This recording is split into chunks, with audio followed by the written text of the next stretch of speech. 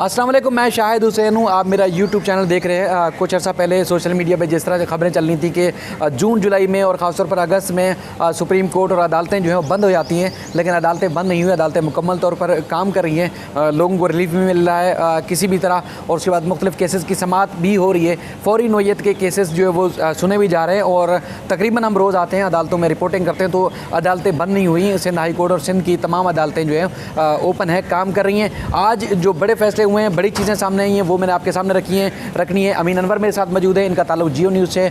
शौकत कुरैशी साहब मेरे साथ मौजूद हैं, इनका ताल्लुक न्यूज़ 1 से है।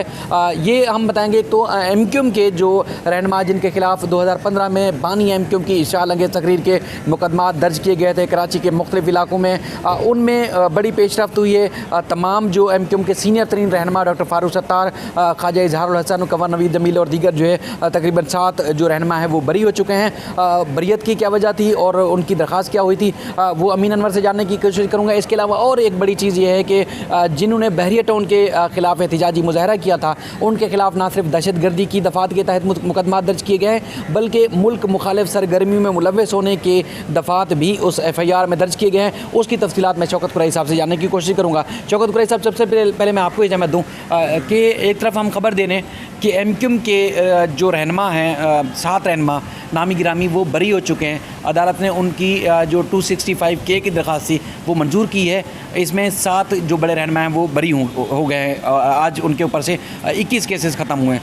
और दूसरी तरफ बहरिया टाउन के ख़िलाफ़ एहतिजाजी मुजाहरा हुआ। सूबे भर से लोग आए थे एहतिजाज करने कि उनका ये इल्ज़ाम है कि बहरिया टाउन गैर कानूनी जो कब्ज़ा कर रहा है वो ख़त्म किया जाए, और उसके बाद ना सिर्फ जलाओ गिराओ और पथराव की और जो दफ़ात थी उनके तहत मुकदमा दर्ज हुआ, बल्कि FIR हम पढ़ रहे थे उसमें मुल्क मुखालिफ नारे लगाने, इश्तिहाल फैलाने और दीगर संगीन नोयत के FIR में दर्ज हुई हैं। और कितनी बड़ी तादाद में जो है वो मुल्ज़मान को नामज़द किया गया है, किन किन सियासी जमातों के रहनुमाओं को नामज़द किया गया है, और कुछ मुल्ज़मान को अदालत में पेश किया गया, कुछ नामालूम भी हैं। तो क्या तफसीलात है आपके पास? देखें, ये दोनों चीज़ें जो है ना नई नहीं है। पाकिस्तान में हमेशा ऐसे होता है, जिसकी इस्टेब्लिशमेंट के साथ दोस्ती होती है उसके ख़िलाफ़ मुकदमात ख़त्म हो जाते हैं, जिसकी दोस्ती नहीं होती उसके ख़िलाफ़ मुकदमात बनते रहते हैं। अब ये जो बहरिया टाउन के दौरान जब प्रोटेस्ट हुआ था, इन्होंने जो मुल्क मुखालिफ नारों का मुकदमा दर्ज किया है, ये कोई आज का थोड़ा है, ये तो 70 से चला आ रहा है। 70 में सिंध की सेपरेशन की बुनियाद रखी गई थी, वो मूवमेंट चल रही है। ये सिर्फ उस वक्त इस को इस्तेमाल करते हैं जब इस तरह के कोई वाक़यात होते हैं जिसमें हुकूमत के जो इंटरेस्ट होते हैं, जब उसमें वो उनको ज़द लगती है, उनको नुकसान पहुंचता है, तो फिर इस जो दहशतगर्दी का जो कानून है उसके ख़िलाफ़ इस्तेमाल होता है। अब देखें, आज MQM वालों को ये तमाम जो दहशतगर्दी के मुकदमात दायर किए गए थे उस वक्त किए गए थे जब MQM और इस्टेब्लिशमेंट की आपस में नहीं बन रही थी। जब इनकी आपस में दोस्ती होगी, ये जो बरी होने वाले हैं सारे तौबा करने वाले हैं। और क्योंकि MQM के जो सरबराह थे अल्ताफ़ हुसैन, वो तो बाहर बैठे हुए हैं ना, वो तो हर रोज़ कोई ना कोई वीडियो जारी करके इस्टेब्लिशमेंट को गालियाँ निकालती हैं, और इस्टेब्लिशमेंट उसके ख़िलाफ़ कुछ नहीं कर सकती क्योंकि वो बाहर बैठे हुए हैं। और ये वो लोग हैं जो अल्ताफ़ हुसैन से उन्होंने लाताल्लुकी का इज़हार किया था, और ये वो लोग हैं जिन्होंने तौबा कर ली थी, तो इनके ख़िलाफ़ मुकदमात ख़त्म होने थे, क्योंकि ये मुकदमात बनाए इसलिए गए थे ताकि इनको पॉलिटिकली जो इनका मौक़िफ़ है उससे हटाया जाए और इनको इस बात पे उस रास्ते पे लाया जाए कि आप सपोर्ट करें इस्टेब्लिशमेंट की। ये जो कौम परस्त जमातों के खिलाफ जो मुकदमा दर्ज हुए हैं, ये कौन कौन से रहनुमा हैं, कितनी गिरफ्तारियाँ हुई हैं, उसकी क्या अपडेट है, और उसके बाद फिर पुलिस जो इन्वेस्टिगेशन कर रही है वो भी संगीन इल्ज़ामात हैं, तो क्या क्या उसमें पुलिस की इन्वेस्टिगेशन सबको पता है कि कैसे होती है। अब तक 1999 बल्कि जब मुशर्रफ आया था, उसके बाद जब अफ़गान वार शुरू हुई थी, तो उसके बाद अब तक जितने भी दहशतगर्दी के मुकदमात बने हैं उसमें ये हमारे सामने है कि कितने लोगों के ख़िलाफ़ ये मुकदमा साबित कर चुके हैं। तो पुलिस के इन्वेस्टिगेशन का तो सबको पता है कि वो किस तरह करती है, कैसे करती है। इस तरह के जब मुकदमात आते हैं तो वो फौरी तौर पर वही जो बनाए स्टेरियोटाइप जो इन्वेस्टिगेशन होती है वही स्क्रिप्ट डाल देते हैं और कोर्टों में पेश होते हैं। जब वक्त गुजरता है तो वो साबित नहीं कर सकते, ख़त्म हो जाते हैं। तो इन्वेस्टिगेशन तो ऐसे होगी। और जो इसमें मेन लीडरशिप थी नेशनलिस्ट लोगों की, जिसमें जलाल महमूद शाह थे, सुनान कुरैशी थे, डॉक्टर कादिर मुक्सी थे और दीगर लोग थे, उनके नाम हैं। और कल तो आपने देखा कि 120 लोग जो है वहाँ ATC कोर्ट में पेश किए गए थे, जो 2 दिन की रिमांड पर चले गए हैं। 2 दिन के बाद दोबारा उनको लाया जाएगा। तो मैंने सुना है कि कादर मक्सी जो हैं नेशनलिस्ट लीडर हैं, उन्होंने ज़मानत करा ली है, प्रोटेक्टिव बेल करा ली है, और जस्कम चेयरमैन जो है सनान कुरैशी वो गिरफ़्तार हैं। तो ये सिलसिला चलता रहेगा। ये कोई उनके लिए भी, नेशनलिस्टों के लिए नई बात नहीं है। इस तरह के केसेस का वो सामना करते रहे हैं। ठीक है, आपका बहुत शुक्रिया शौकत साहब, आपने कहीं जाना भी है।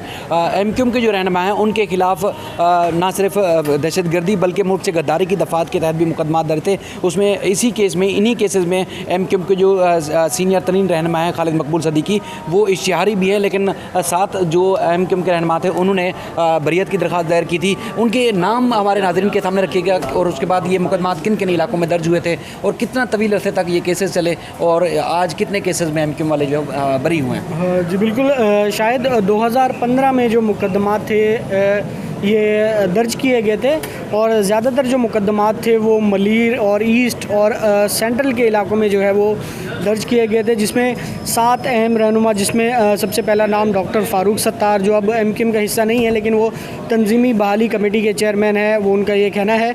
इसके अलावा ख्वाजा इज़हारुल हसन, वसीम अख्तर, कमर मंसूर और सलमान मुजाहिद बलोच हो गए, और उसके अलावा जो है वो कमर नवीद जमील, ये 7 अहम रहनुमा हैं जिन्होंने 265 के बरियत की दरख्वास्त दायर की थी, जिसमें उनका ये कहना था कि उन पर ये झूठे मुकदमात बनाए गए हैं, और मुकदमात दर्ज कराने वालों के पास कोई ऐसे शवाहिद नहीं है कि उन्होंने मुल्क मुखालिफ तकारीर में जो है वो सहूलत कारी का जो काम है वो सर अंजाम दिया है, जिस पर अदालत ने आज अपना फ़ैसला सुनाया है। और इन 7 जो रहनुमा हैं उनकी बरियत की दरख्वास्त मंजूर करते हुए उन्हें 21 मुकदमात में जो है वो बरी कर दिया है, जबकि इसमें जो है वो 2 मुकदमात में पहले ही बरी हो चुके हैं। तो अब तकरीबन 3 से 4 केसेस बाकी हैं। 27 टोटल मुकदमा जो है वो मुख्तलिफ़ थानों में दर्ज किए गए थे शहरियों की मुद्दत में, जिसमें बेशतर मुकदमात में हमने देखा कि या तो कंप्लेनेंट नहीं आ रहे थे या तो फिर गवाह नहीं थे, जिसकी वजह से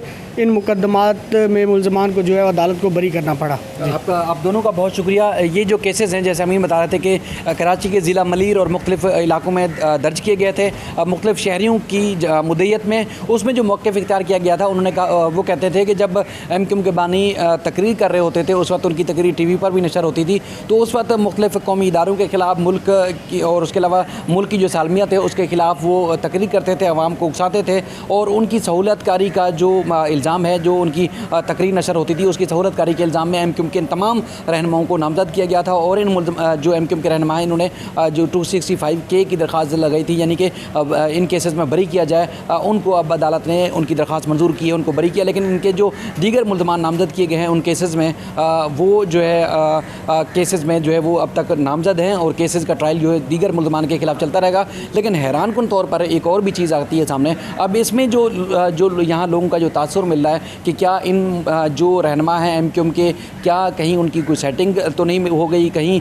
उनको रिलीफ तो नहीं दिया जा रहा। तो उसमें बड़ी एक अहम ख़ास बात ये आती है कि जिस तरह 2 दिन पहले भी आपने देखा कि MQM के जो साबिक रहनुमा थे डॉक्टर फ़ारूक सत्तार, इसके अलावा अनीस एडवोकेट साहब, उनको दीगर जो मुल्ज़मान गिरफ़्तार हो चुके हैं, उनकी स्टेटमेंट के बाद इनको CTD की जानिब से तलब किया गया था, इनके बयानात भी रिकॉर्ड किए जा रहे हैं। तो दूसरी तरफ लोगों का ये तासुर है, लोग यहाँ बात कर रहे हैं कि जो ATC से इनकी बरियत है वो एक सेटलमेंट, एक रिलीफ दिया गया है MQM के रहनुमाओं को, लेकिन ये उनकी रिलीफ जो है वो बनता नहीं था, चूँकि ये जो इल्ज़ाम है कि बानी MQM की जो तकरीर नशर होती थी वो पूरे कौमी मीडिया के ऊपर नशर होती थी, और जब वो बात करते थे मुख्तलिफ़ इदारों के ख़िलाफ़ तो वो जो है ना सिर्फ मुल्क की सालमियत के ख़िलाफ़ होती थी बल्कि लोगों को उकसाते भी थे, और मुल्क में दहशतगर्दी बल्कि जो गद्दारी की दफ़ात भी इन मुकदमात में जो है वो दर्ज की गई थी। तकरीबन 6 साल के बाद जो है वो MQM के ये 7 रहनुमा जो है वो बरी हुए हैं, और इनके ख़िलाफ़ जो 22 अगस्त को जो आखिरी तकरीर हुई थी जिसमें MQM उसके बाद टूट गई थी, तो वो तकरीर के मुकदमात 2 जो है इंसदादी दहशतगर्दी कराची की अदालत नंबर जो है वो 2 में ज़ेर समाअत हैं। आज जो मुकदमात 21 मुकदमात में बरी हुए हैं ये मुल्ज़मान, वो इंसदादी दहशतगर्दी की अदालत नंबर 1 में ज़ेर समाअत है। बरियत की दरख्वास्त के ऊपर फ़ैसला महफूज किया था और आज अदालत ने ये फ़ैसला सुनाया है, और ये इंतहाई अहम तरीन अपडेट्स थी। बहरहाल ये भी आपको बताना था कि कोर्ट्स खुली हुई हैं, बंद नहीं होती, हमारी अदालतें मुसलसल काम कर रही हैं, और न सिर्फ MQM के बल्कि और भी जो लोग आ रहे हैं तो उनको रिलीफ भी मिल रहा है, और जो फौरी इंसाफ के केसेस हैं वो रोज़ सुने भी जाते हैं, उन पर फैसले भी किए जा रहे हैं।